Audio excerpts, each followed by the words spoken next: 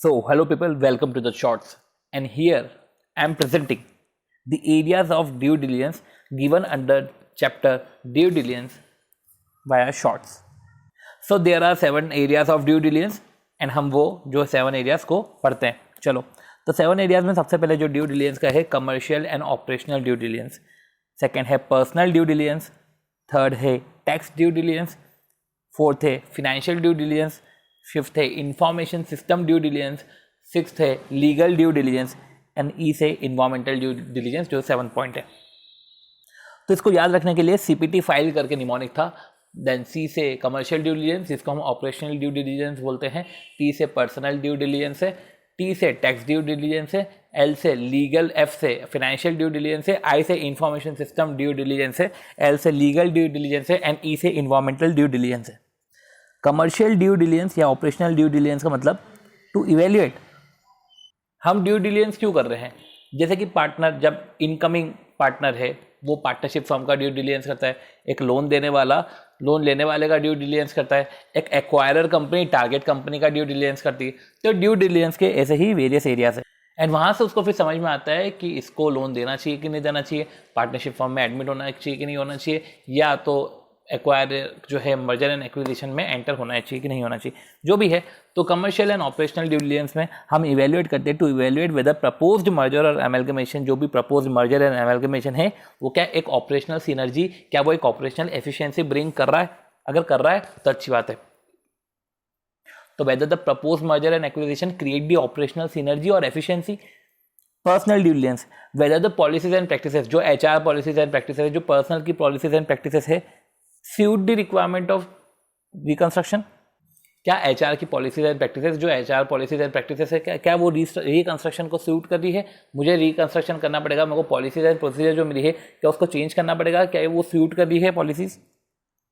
तो हमने पढ़ा whether merger and amalgamation create कर रहा है ऑपरेशनल सिनर्जी या efficiency, whether policies and practices suit for restructuring.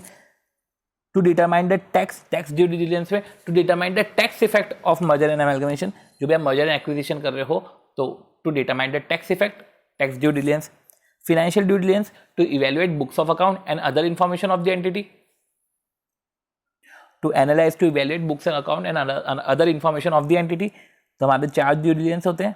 Commercial due diligence की whether the proposed merger and amalgamation वो क्या क्रिएट कर रहा है ऑपरेशनल सिनर्जी या efficiency. Personal due diligence whether the policies and practices suit the requirement of restructuring.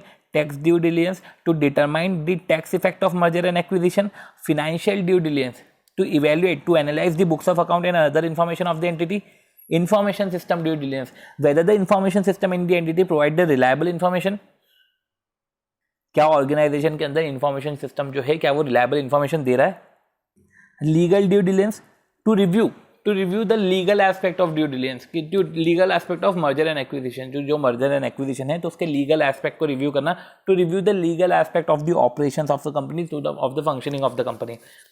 ठीक है, तो लीगल ड्यू डिलीजेंस ये हो गया. And then environmental due diligence to study the flexibility and adaptability of target company, कि हमको देखना कि टारगेट कंपनी फ्लेक्सिबल है, अडेप्टिव है कि नहीं, क्या वो एक्वायरर की रिक्वायरमेंट को सूट कर देगा, क्या जो इसकी फ्लेक्सिबिलिटी की अडेप्टिवनेस क्या सूट कर रही है एक्वायरर कंपनी से. तो हमको इवेल्युएट करना है flexibility and adaptiveness of target company. So हमने पढ़ा इन्वायरमेंटल ड्यू डिलीजेंस में टारगेट कंपनी की फ्लेक्सिबिलिटी एंड अडेप्टिवनेस क्या वो सूट कर रही है विद एक्वायरर कंपनी. ठीक है, उसको स्टडी करना. देन हमने पढ़ा, चलो हम स्टार्ट करते हैं वही CPT file. Whether merger and acquisition operational synergy या एफिशिएंसी क्रिएट कर रहा है. Personal due diligence whether policies and practices suits the restructuring. Tax due diligence to determine the tax effect of merger and acquisition. Financial due diligence to evaluate the books of account and other information.